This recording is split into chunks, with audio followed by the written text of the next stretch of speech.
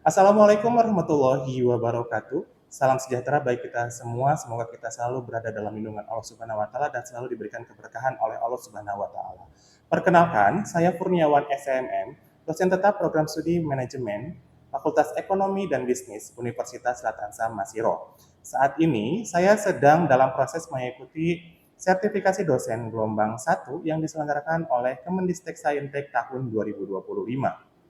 Saya akan melakukan penyusunan dokumen pernyataan diri dosen di dalam Unjuk Kerja Tridharma Perguruan Tinggi atau PDD UKTPT. Pada kesempatan kali ini, saya akan memaparkan salah satu mata kuliah yang saya ampuh, yaitu mata kuliah studi kelayakan bisnis. Mata kuliah studi kelayakan bisnis ini dengan bobot mata kuliah 3 SKS dan mata kuliah studi kelayakan bisnis merupakan mata kuliah wajib dengan kode mata kuliah EMJ 14206. Untuk deskripsi pembelajaran atau deskripsi mata kuliah ini menjelaskan berbagai aspek-aspek yang digunakan untuk menganalisis rencana bisnis layak untuk dijalankan, sehingga diharapkan dengan mengikuti kuliah kali ini, mahasiswa mampu mendeskripsikan sistematika laporan studi kelayakan bisnis, mampu membedakan dan mengaplikasikan aspek pasar dan pemasaran di dalam laporan studi kelayakan bisnis, mampu mengaplikasikan aspek teknis dan teknologi dalam laporan studi kelayakan bisnis, serta mampu mengaplikasikan aspek manajemen dan sumber daya manusia dalam laporan studi kelayakan bisnis, mampu mengaplikasikan aspek hukum dan lingkungan hidup dalam laporan studi kelayakan bisnis, serta mampu mengaplikasikan aspek keuangan perusahaan di dalam laporan studi kelayakan bisnis, serta mampu menyusun desain laporan studi kelayakan bisnis. Adapun sistem pembelajaran yang saya terapkan yaitu adalah di dalam studi kelayakan bisnis diselenggarakan dengan pendekatan tatap muka. Dalam sistem pembelajaran mahasiswa akan difasilitasi dengan RPS atau materi perkuliahan serta mengunggah tugas pada laman online yang telah tersedia di kelas. Sedangkan untuk diskusi interaktif atau studi kasus dan presentasi itu akan dilaksanakan di dalam ruang kelas. Adapun metode pembelajaran pada mata kuliah studi kelayakan bisnis yang saya terapkan bersifat aktif, partisipatif, dan berbasis pada pengalaman yang nyata. Di antaranya adalah yang pertama, ceramah interaktif. Saya menyampaikan materi dengan pendekatan ceramah yang melibatkan mahasiswa secara aktif melalui tanya jawab, studi kasus, dan contoh yang aktual. Interaksi ini mendorong mahasiswa dalam berpikir kritis, memahami konsep secara lebih dalam, serta menciptakan suasana kelas yang dinamis dan partisipatif. Kedua, ada diskusi kelompok. Mahasiswa dibagi ke dalam beberapa kelompok kecil untuk mendiskusikan topik-topik tertentu, memecahkan studi kasus dan menyajikan hasilnya, serta melatih kemampuan berpikir kritis. Sekaligus memperkuat pemecahan dan pemahaman materi secara kontekstual dan aplikatif. Yang ketiga, project based learning. Mahasiswa mengerjakan proyek berbasis masalah nyata secara berkelompok, seperti membuat proposal studi kelayakan bisnis. Metode ini menumbuhkan jiwa kreativitas mahasiswa, tanggung jawab, dan kemampuan menyelesaikan masalah secara kompleks, sekaligus juga mempersiapkan mereka dalam menghadapi dunia kerja dan usaha secara lebih aktif dan adaptif. Adapun capaian pembelajaran untuk mata kuliah studi kelayakan bisnis di sini meliputi ada capaian pembelajaran pertama yaitu adalah bertawakal kepada Tuhan Yang Maha Esa dan menunjukkan sikap religius dalam kehidupan bermasyarakat serta menjunjung tinggi akhlak karimah dalam setiap aktivitas profesional. CPL selanjutnya adalah menguasai konsep dasar dan teori manajemen yang mencakup fungsi manajerial seperti perencanaan, pengorganisasian, penggerakan, dan pengendalian, serta prinsip entrepreneurship dalam konteks bisnis global.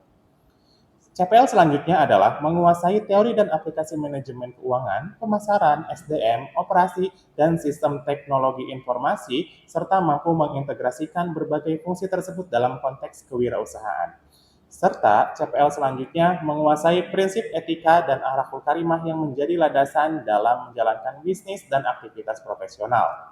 CPL selanjutnya mampu berkomunikasi secara efektif baik secara lisan maupun tulisan, serta bekerja sama dalam tim yang beragam dengan menjunjung tinggi profesionalisme dalam etika kerja. CPL selanjutnya adalah mampu merancang, mengelola, dan mengevaluasi strategi bisnis yang inovatif dan berkelanjutan dalam rangka menghadapi tantangan bisnis global dengan berlandaskan nilai-nilai akhlakul karimah. Serta CPL selanjutnya mampu mengidentifikasi dan mengevaluasi peluang bisnis baru serta merancang dan mengimplementasikan model bisnis yang inovatif dan berbasis pada kewirausahaan termasuk dalam konteks bisnis sosial. Untuk capaian pembelajaran mata kuliah studi kelayakan bisnis yang diharapkannya antara lain, mahasiswa mampu menjelaskan sistematika dan komponen utama dalam laporan studi kelayakan bisnis. Selanjutnya, mahasiswa mampu menganalisis aspek pasar dan pemasaran dalam penyusunan laporan studi kelayakan bisnis. Selanjutnya, mahasiswa mampu menerapkan analisis aspek teknis dan teknologi dalam studi kelayakan bisnis, dan mahasiswa mampu mengevaluasi aspek manajemen dan sumber daya manusia dalam konteks studi kelayakan bisnis, serta mampu menilai serta mengintegrasikan aspek hukum dan lingkungan dalam kelayakan bisnis. Mahasiswa juga mampu menganalisis aspek keuangan bisnis untuk menilai kelayakan usaha, dan mahasiswa mampu menyusun proposal studi kelayakan bisnis secara sistematis dan profesional. Untuk media pembelajaran pada mata kuliah studi kelayakan bisnis di sini meliputi yang pertama, ada modul atau RPS dapat diunduh di link Google Drive yang akan dibagikan pada setiap kelas dan di proses awal pembelajaran. Yang kedua, itu materi pembelajaran dalam bentuk PowerPoint, studi kasus, dan artikel ilmiah. Yang ketiga, adanya video pembelajaran. Untuk materi pembelajaran, mata kuliah studi kelayakan bisnis itu ada 16 kali pertemuan tatap muka. Adapun materi pembelajaran yang ada pada mata kuliah studi kelayakan bisnis diantaranya, yang pertama, materi pembelajaran berkaitan dengan pendahuluan studi kelayakan bisnis. Yang kedua, sistematika dan struktur laporan studi kelayakan bisnis. Minggu ketiga, itu ada identifikasi ide dan peluang bisnis. Yang keempat, itu ada aspek pasar. Yang kelima, ada aspek pasar dan pemasaran. Yang keenam, ada aspek teknis dan teknologi. Yang ketujuh, ada aspek teknis dan teknologi bagian 2. Yang kedelapan, itu ada ujian tengah semester. Yang kesembilan, ada aspek manajemen dan sumber daya manusia. Yang kesepuluh, ada aspek manajemen dan sumber daya manusia bagian 2. Yang ke-11 ada aspek hukum dan lingkungan hidup. Yang ke-12 ada aspek hukum dan lingkungan hidup bagian 2 serta evaluasi 2. Yang ke-13 ada aspek keuangan 1, minggu ke-14 ada aspek keuangan 2. Bagian ke-15 itu adalah berkaitan dengan penyusunan proposal studi kelayakan bisnis dan presentasi rencana bisnis, dan minggu ke-16 itu akan ada ujian akhir semester. Untuk kriteria penilaian mata kuliah dalam studi kelayakan bisnis ini mencakup 4 komponen utama. Yang pertama ada presensi dan keaktifan di kelas sebesar bobotnya 15%, pengerjaan tugas dan presentasi proyek sebesar 25%, ujian tengah semester prosentase sebesar 25%, dan ujian akhir semester bobotnya sebesar 35%.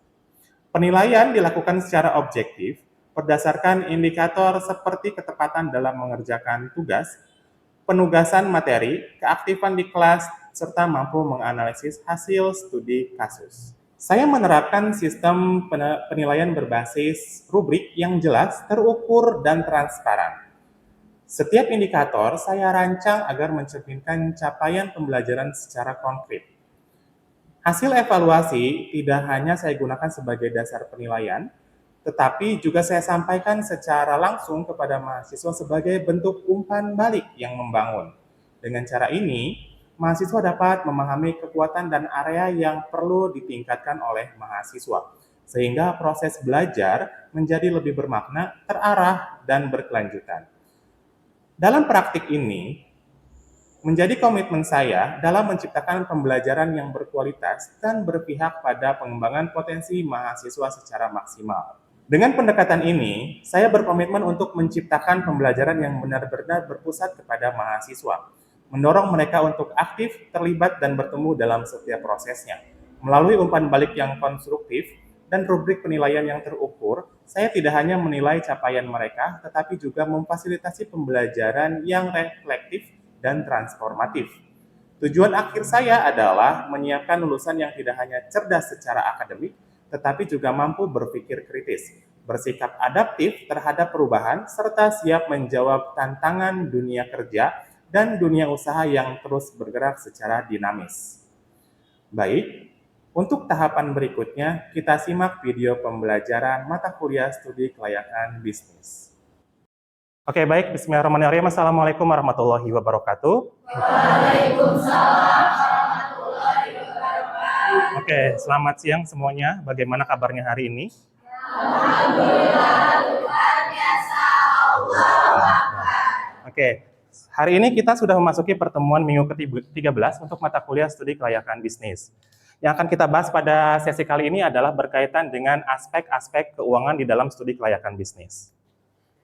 Nah, tujuan pembelajaran dalam mata kuliah studi kelayakan bisnis di sini bisa dilihat oleh kawan-kawan. Yang pertama, menjelaskan kebutuhan daripada modal dan jenis-jenis biaya dalam bisnis, terus kemudian membuat proyeksi laporan keuangan, menggunakan metode NPP, IRR, Price Book Value, dan BEP untuk evaluasi kelayakan. Mungkin untuk tujuan pembelajaran ini, apakah di antara metode ini kawan-kawan ada yang sudah tahu? Belum? Oke, kalau belum nanti kita akan kasih tahu. Selanjutnya, nah, dari hasil tujuan pembelajaran tadi, kita masuk ke dalam capaian pembelajaran untuk mata kuliah ini. Capaiannya yang pertama, kita menjelaskan konsep dan komponen kebutuhan modal awal, biaya investasi, dan biaya operasional dalam studi kelayakan bisnis. Kemudian menyusun estimasi kebutuhan dana, dan membuat proyeksi laporan keuangan sederhana, laba rugi, arus kas, dan neraca. Kemudian menganalisis kelayakan secara finansial, suatu usaha menggunakan metode net present value, internal rate of return, payback period, dan break-even point. Kemudian menafsirkan hasil analisis keuangan sebagai dasar pengambilan keputusan investasi atau pengembangan usaha, dan menggunakan alat bantu hitung keuangan, manual atau spreadsheet untuk mendukung analisis kelayakan secara akurat dan sistematis. Oke, selanjutnya. Di sini ada estimasi kebutuhan modal. Estimasi kebutuhan modal itu adalah modal awal sama dengan total dana sebelum usaha berjalan. Kalau sumber dana itu adalah dari hal pribadi, investasi, dan pinjaman. Di dalam komponen itu ada biaya investasi tetap dan ada modal kerja. Oke. Biaya investasi itu terbagi ke dalam dua. Yang pertama ada biaya investasi tetap dan ada biaya investasi praoperasional. Apa sih biaya investasi tetap? Biaya investasi tetap itu adalah biaya investasi seluruh pengeluaran yang dibutuhkan untuk memperoleh aset tetap atau fasilitas yang digunakan dalam jangka panjang guna menjalankan kegiatan operasional. Apa saja sih contoh komponen di dalam biaya tetap? Yang pertama ada pembelian lahan dan bangunan, pembangunan gedung atau renovasi tempat usaha, pembelian mesin, peralatan produksi, peralatan kantor, dan inventaris jaringan. Berdasarkan contoh komponen biaya tadi, ada yang namanya karakteristik di dalam investasi biaya tetap. Yang pertama, itu dikeluarkan sekali hanya pada awal proyek. Terus kemudian tidak berubah, meskipun volume produksinya berubah. Yang ketiga, itu ada umumnya bersifat tidak liquid dan memiliki unsur ekonomis yang panjang. Selanjutnya, sedangkan untuk biaya praoperasional sendiri, ini adalah pengeluaran yang terjadi sebelum bisnis mulai beroperasi. Namun penting untuk mempersiapkan kelayakan dan kelancaran usahanya. Contoh daripada biaya praoperasi di sini ada pengurusan izin usaha, biaya pelatihan, biaya promosi, biaya riset dan pasar, dan biaya pengembangan sistem atau perangkat lunak di awal. Untuk menilai kemampuan bisnis dalam menghasilkan keuntungan, memperkirakan kebutuhan modal kerja dan arus kas, kemudian menentukan titik impas BEP dan kelayakan investasi, serta menjadi dasar pengambilan keputusan investor dan kreditur. Oke, sampai dengan materi finansial tadi, apakah ada yang ingin ditanyakan? Ya, silakan. Apa tujuan utama analisis aspek keuangan dalam studi kelayakan bisnis? itu untuk menilai apakah suatu usaha atau bisnis tersebut itu layak dijalankan atau tidak, khususnya dari sisi finansial. Caranya dengan apa? Dengan menganalisis biaya-biaya yang dikeluarkan, apa saja yang memang dibutuhkan secara studi kelayakan bisnis di dalam finansial atau khususnya pada aspek-aspek keuangan yang ada di dalam studi kelayakan bisnis. Jelaskan apa yang dimaksud dengan net present value atau NPV dan mengapa penting dalam studi kelayakan bisnis. Untuk net present value dan selisihnya, di sini nilai dari sekarang, dari penerimaan kas dan pengeluaran kas di masa depan atau di masa yang akan datang. Itu penting karena menunjukkan apakah suatu investasi itu memberikan tingkat keuntungan bersih setelah memperhitungkan nilai waktu dari uang. NPV yang positif itu berarti menguntungkan, begitu pun sebaliknya. Jadi apa yang dimaksud dengan break-even point atau BEP dan bagaimana peranannya di dalam evaluasi proyek bisnis? Break-even point itu adalah analisis titik impas,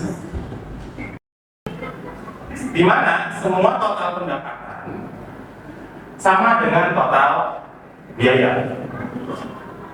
Artinya, ketika BEP atau usaha tersebut mengalami BEP, otomatis perusahaan tersebut itu belum mengalami keuntungan, begitu juga belum mengalami kerugian, hanya sampai ke tahap titik impas.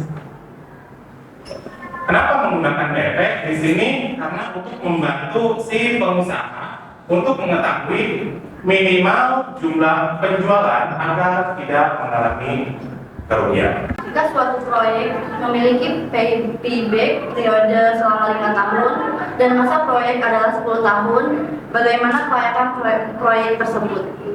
Berdasarkan dari hasil payback tadi, payback period dilaksanakan atau dijalankan karena investasi awal itu bisa kembali dalam waktu 5 tahun dan proyek masih memiliki 5 tahun ke depan. Untuk menghasilkan tingkat keuntungan, keputusan akhir itu akan tetap mempertimbangkan indikator seperti net present value dan internal rate of return. Sebutkan dan jelaskan indikator penting lainnya selain NPV dan BEP dalam aspek keuangan. Yang pertama, untuk IRR atau internal rate of return sendiri, di sini tingkat pengembalian investasinya membuat net present value itu sama dengan 0. Itu digunakan untuk membuat efisiensi atau membandingkan antara efisiensi dengan proyek. Sedangkan kalau untuk return on investment itu adalah rasio dari tingkat keuntungan yang dibandingkan dengan modal yang digunakan. Itu menunjukkan tingkat daripada efisiensi penggunaan modal itu sendiri. Baik, terima kasih kepada kawan-kawan tadi yang sudah memberikan pertanyaan. Kita lanjut ke materi selanjutnya. Materi selanjutnya adalah berkaitan dengan analisis kelayakan investasi. Tadi yang sudah saya jelaskan terkait dengan net present value. Kalau seandainya nilai NPV-nya lebih besar daripada 0, maka usaha tersebut dikatakan layak. Sedangkan kalau dari tingkat IRR, itu tingkat pengembalian internal rate of return-nya itu harus lebih cepat. Dan nilai payback period itu adalah waktu pengembalian modalnya kurang dari 5 tahun, atau yang seperti kasus tadi yang ditanyakan, kalau seandainya kita memiliki investasi kurang dari 5 tahun atau investasi dari 5 tahun, apakah ketika payback periodnya itu lebih baiknya lebih dari 5 tahun atau kurang dari 5 tahun. Kemudian ada BEP. BEP itu adalah efektivitas, di mana pendapatan sama dengan biaya, tidak mendapatkan keuntungan, tidak mendapatkan kerugian, atau hanya harus sampai balik modal. Untuk menemukan nilai break-even point itu ada biaya tetap dibagi dengan harga dikurangi dengan variable per unit. Contohnya di sini ada biaya tetapnya sebesar 50 juta, harga jual per unitnya adalah 10.000, biaya variabel per unitnya adalah 6.000. BNP-nya 12.500 per unit.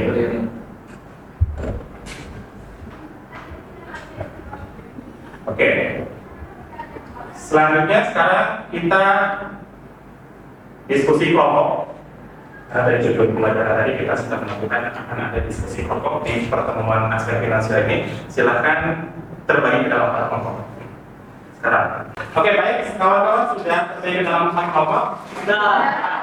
Oke, untuk tugasnya, di sini tugas diskusinya. Yang pertama, kelompok 1, mengapa arus kas sangat penting dalam analisis kelayakan finansial suatu proyek. Yang kelompok 2, nanti silakan diskusikan apa yang dimaksud dengan payback period dan bagaimana cara menghitung serta menilai studi kelayakannya. Nanti di kelompok 3 itu adalah sebutkan perbedaan antara FPV dan IRR dalam menilai kelayakan suatu proyek serta kelebihan dan kekurangannya daripada masing-masing. Yang kelompok 4, nanti apa dampak jangka panjang jika bisnis tidak pernah mencapai break-even point dan bagaimana cara mengantisipasinya. Silakan untuk kawan-kawan berdiskusi dalam waktu 10 menit. Nanti akan saya tanya bagaimana hasil diskusinya. Silakan berdiskusi. Oke, baik. Waktu diskusinya sudah selesai. Saya ingin bertanya untuk kelompok 1 nih. Di situ saya tadi menanyakan mengapa arus kas atau cash flow itu sangat penting analisis kelayakan finansial suatu proyek. Oke, baik. Untuk kelompok 1 saya minta tanggapannya bagaimana? Baik, dari pertanyaan tadi, mengapa arus kas atau cash flow sangat penting dalam analisis kelayakan finansial suatu proyek? Jadi menurut pendapat kelompok kami, arus kas itu sangat penting karena mencerminkan kondisi keuangan sebenarnya dari suatu usaha atau proyek. Dalam studi kelayakan bisnis, arus kas digunakan untuk mengetahui apakah proyek mampu menghasilkan cukup uang tunai untuk menutupi semua biaya operasional, kewajiban pinjaman, dan mengembalikan investasi awal. Berbeda dengan laba akuntansi yang mungkin dipengaruhi oleh metode penyusutan atau pengakuan pendapatan. Arus kas menunjukkan pergerakan uang yang real. Jika arus kas negatif dalam jangka panjang, bisnis beresiko mengalami kesulitan likuiditas bahkan kebangkrutan. Meskipun secara laporan laba rugi terlihat menguntungkan. Seperti itu, Pak. Oke, sip. Berikan apresiasi untuk kelompok 1. Jawabannya sangat luar biasa ya. Terima kasih untuk kelompok 1. Oke, sekarang kita pindah ke kelompok 2. Tadi sebelah mana? Sini. Oke, kelompok 2. Saya ingin tahu hasil diskusi dari kelompok 2, apa yang dimaksud dengan payback period, dan bagaimana cara menghitung serta menilainya di dalam studi kelayakan bisnis. Ada yang mau menjelaskan perwakilannya? Siapa? Ya, Hasil diskusi kelompok kami, payback period adalah waktu yang dibutuhkan suatu proyek untuk mengembalikan dana investasi awal dari arus kas bersih tahunan yang dihasilkan oleh proyek tersebut. Rumus sederhananya, jika investasi awal sebesar 100 juta rupiah dan menghasilkan arus kas 20 juta per tahun, maka payback period adalah 5 tahun. Dalam studi kelayakan bisnis, semakin pendek payback period, semakin cepat investor mendapatkan kembali modalnya, sehingga proyek dianggap lebih aman dan menarik. Namun, kelemahan metode ini adalah tidak mempertimbangkan nilai waktu uang atau time value of money dan tidak menghitung keuntungan setelah masa payback. oke. Baik, terima kasih. Beri apresiasi kembali untuk kelompok 2. Jawaban diskusinya sudah sangat lebih mendalam karena apa yang dimaksud dengan payback period itu tadi pengembaliannya kurang dari 5 tahun. Oke, selanjutnya di kelompok 3. Oke, kelompok 3. Bagaimana perbedaan antara NPV dan IRR di dalam menilai kelayakan suatu proyek serta kelebihan dan kekurangannya. Silakan kelompok 3, siapa yang mau mewakili? Baik, Pak. Ya. Izin menurut kelompok 3, NPV atau Net Present Value menghitung selisih antara nilai sekarang dari arus kas masuk dan juga arus kas keluar dengan menggunakan tingkat diskonto tertentu. Proyek dikatakan layak jika NPV lebih dari 0 karena berarti proyek menghasilkan nilai tambah. IRR atau Internal Rate of Return adalah tingkat pengembalian investasi yang membuat NPV sama dengan 0. Proyek layak jika IRR lebih tinggi dari tingkat bunga atau cost of capital. Dan juga ada perbedaan utama. Yang pertama itu NPV memberikan nilai absolut, keuntungan, sementara IRR memberikan presentase pengembalian. Yang kedua, NBP lebih andal untuk proyek dengan arus kas tidak konvensional atau lebih dari satu IRR. Dan ada juga kelebihannya, yaitu yang pertama mempertimbangkan nilai waktu uang, dan yang kedua memberikan hasil nilai tanpa proyek. Jika ada kelebihan pasti ada kekurangan. Yang pertama itu membutuhkan tingkat diskonto yang tepat, dan yang kedua sulit membandingkan proyek berbeda ukuran. Serta juga ada kelebihan IRR. Yang pertama itu mudah dipahami karena bentuknya presentase, dan yang kedua cocok untuk membandingkan efisiensi proyek. Dan juga ada kekurangannya dari IRR tersebut, yaitu yang pertama tidak selalu akurat untuk proyek dengan arus kas tidak normal, dan yang kedua ini bisa menyesatkan jika dibandingkan antara proyek dengan skala investasi yang sangat berbeda. Gitu, Pak. Berarti dari kelompok ini ada berapa kelebihan dan berapa kelemahan Ya, IRR? ya. Ada berapa jumlahnya? Yang ada kelebihan satu untuk NBP dan juga kekurangannya. Kelebihan yang kedua itu IRR dan juga kekurangannya. Oke, baik. Berikan apresiasi kembali untuk kelompok 3. Terima kasih atas jawabannya. Selanjutnya di kelompok 4. Silahkan, bagaimana hasil diskusinya? Siapa yang mau menjawab? Iya, Izin jawab ya, hasil dari diskusi kelompok 4 yaitu kan pertanyaannya apa dampak jangka panjang jika bisnis tidak pernah mencapai break even point dan bagaimana cara mengantisipasinya. Jadi jawaban kelompok 4 itu yaitu jika suatu bisnis tidak pernah mencapai break even point, artinya pendapatan bisnis tersebut selalu lebih rendah daripada total biaya yang dikeluarkan. Akibatnya perusahaan akan terus mengalami kerugian karena tidak pernah menutup biaya tetap dan variabelnya. Dalam jangka panjang, hal ini dapat menyebabkan gangguan arus kas, kesulitan membayar kewajiban, dan berakhir pada kebangkrutan atau penutupan usaha.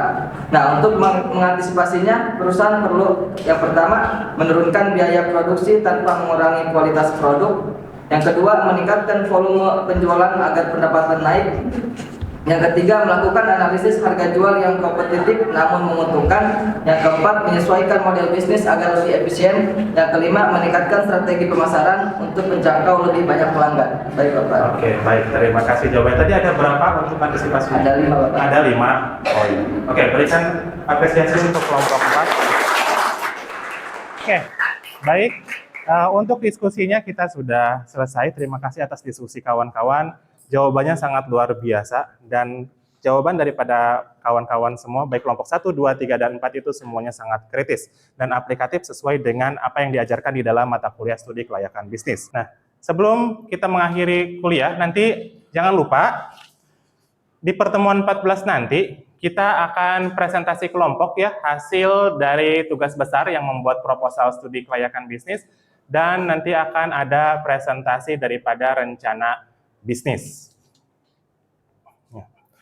Untuk penutup di mata kuliah kali ini, yaitu jangan lupa tetap terus dipelajari materi-materinya terkait dengan estimasi modal dan biaya harus akurat, proyeksi keuangan mencerminkan potensi daripada bisnis, nilai NPV, IRR, payback period, itu penting untuk keputusan investasi.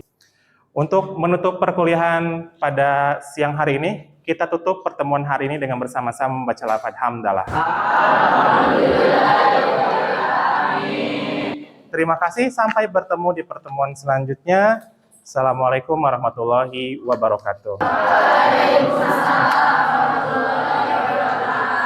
Sekian video rekaman pembelajaran dalam mata kuliah studi kelayakan bisnis pada program studi manajemen Fakultas Ekonomi dan Bisnis Universitas Selatan Samosir. Video ini digunakan sebagai salah satu syarat penyusunan dokumen pernyataan diri dosen dalam unjuk kerja Tridharma Perguruan Tinggi atau PDD UKT PT. Semoga dapat menjadi pertimbangan baik dalam proses pengajuan sertifikasi gelombang 1 tahun 2025. Terima kasih. Wassalamualaikum warahmatullahi wabarakatuh.